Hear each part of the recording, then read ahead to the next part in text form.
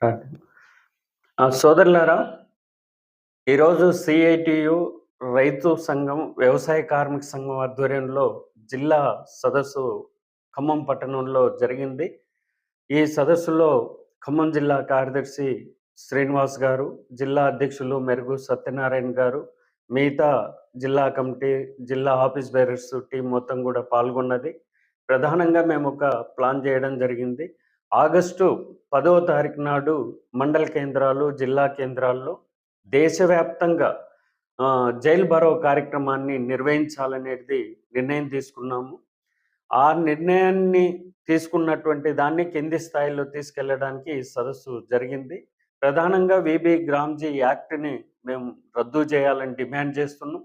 మహాత్మా గాంధీ జాతీయ గ్రామీణ ఉపాధి హామీ చట్టాన్ని పునరుద్ధరించాలని కేంద్ర బీజేపీని డిమాండ్ చేయడం జరుగుతుంది.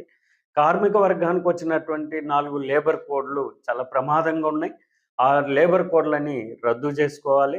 రైతాంగానికి వ్యతిరేకమైనటువంటి విద్యుత్తు సవరణ బిల్లు, సీడ్ బిల్లుని ఉపసంహరించుకోవాలి. అట్లానే కేంద్ర బీజేపీ నరేంద్ర మోదీ ప్రభుత్వం రాష్ట్రాలకు సర్క్యులర్‌ని జారీ చేసింది.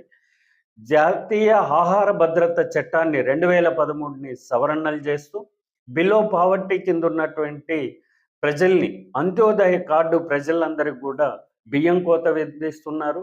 దానికి కేటాయింపులు చేసినటువంటి బడ్జెట్‌లో వాటి కోత విధిస్తున్నారు. ఒకవైపున బడ్జెట్ కోట తగ్గిస్తున్నారు. రెండో వైపున బియ్యాన్ని తగ్గిస్తున్నారు. అంత్యోదయ కార్డు పేదరికానికి, పేదలకు మొత్తం కూడా బువ్వకు దూరం చేసేటటువంటి విధానాన్ని కేంద్ర బీజేపీ తీసుకొని వస్తుంది. ఒకవైపున దేశంలో ధరలు పెరుగుతున్నాయి, దరిద్రం పెరుగుతుంది, పేదరికం పెరుగుతుంది, పౌష్టికాహారం లేనటువంటి పేదలు